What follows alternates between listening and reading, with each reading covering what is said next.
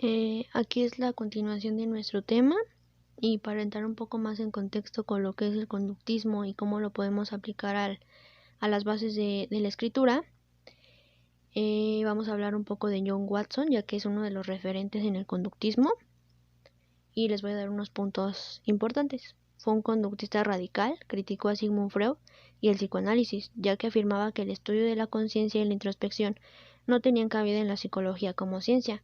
La psicología, según Watson, solo tenía sentido a través de la conducta observable y medible, y por eso sus experimentos se realizaban en el laboratorio, donde podía manipular el entorno y controlar el comportamiento de sus sujetos.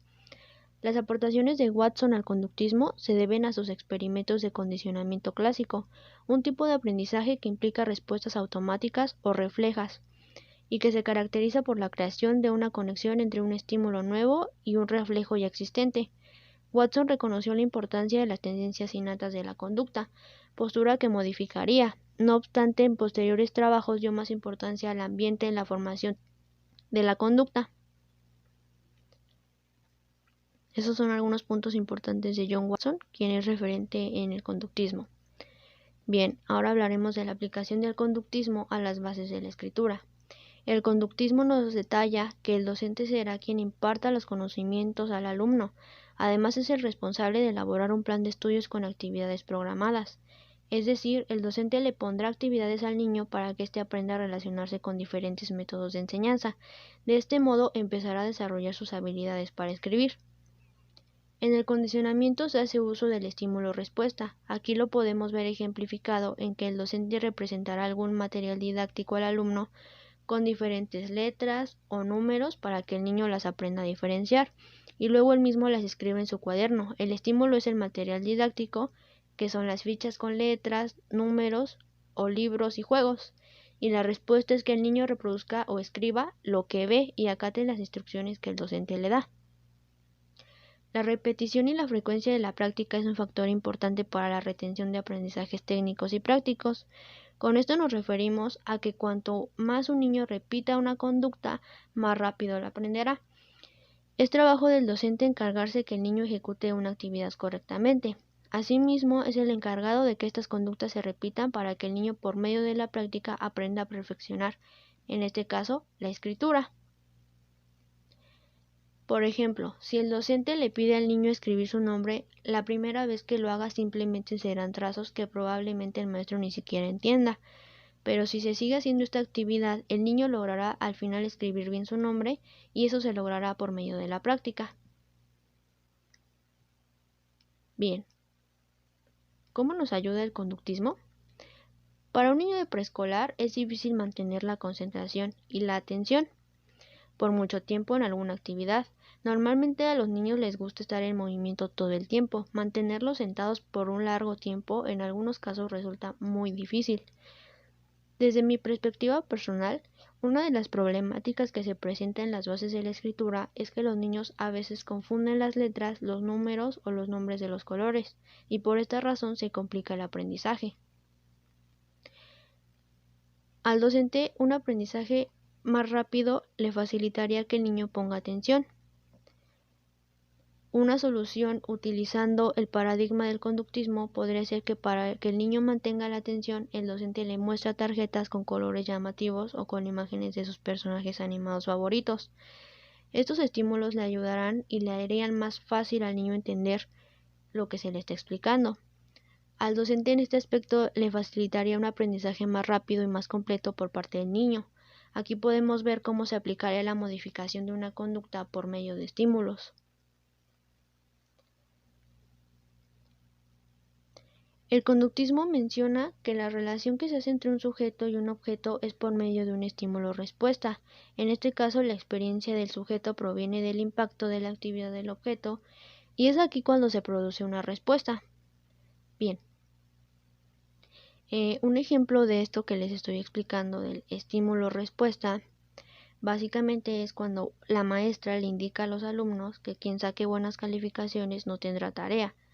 La respuesta es que los niños se aplicarán para sacar buenas calificaciones para que su maestra no les deje tareas. El estímulo es que la maestra les está indicando que quien saque buenas calificaciones no tiene tarea, y la respuesta que obtendrá es que los niños se aplicarán y estudiarán para sacar las buenas calificaciones. Bien, ahora nos adentraremos un poco al condicionamiento operante, que también es muy importante.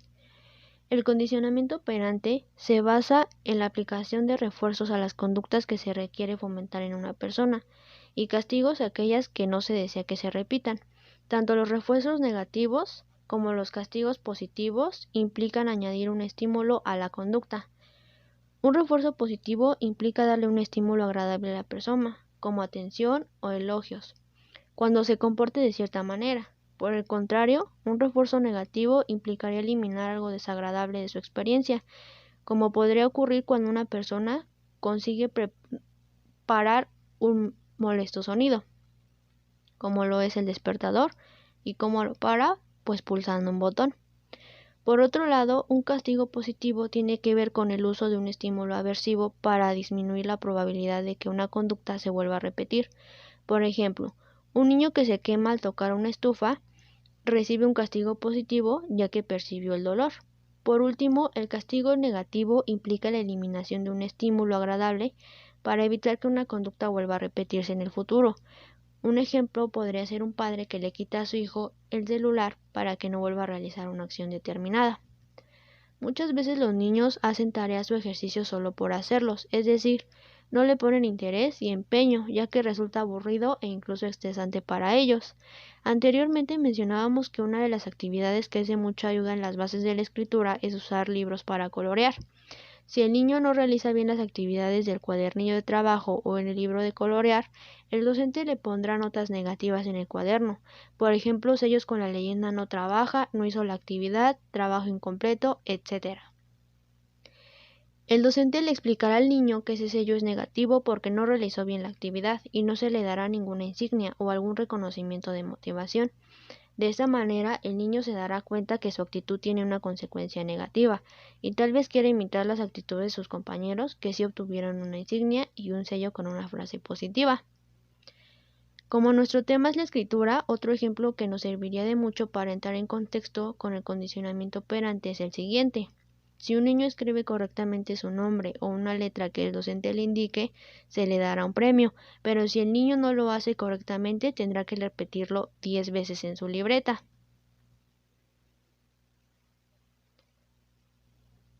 Bien, un ejemplo más lo podemos aplicar cuando un niño invierte las letras o simplemente lo que escribe no es entendible, aun cuando el niño ya comprende bien algunas palabras. En este caso, la solución que yo daría sería que por cada palabra o cada ejercicio que el niño haga bien, se le proporcione una insignia, en este caso una estrellita o cosas así.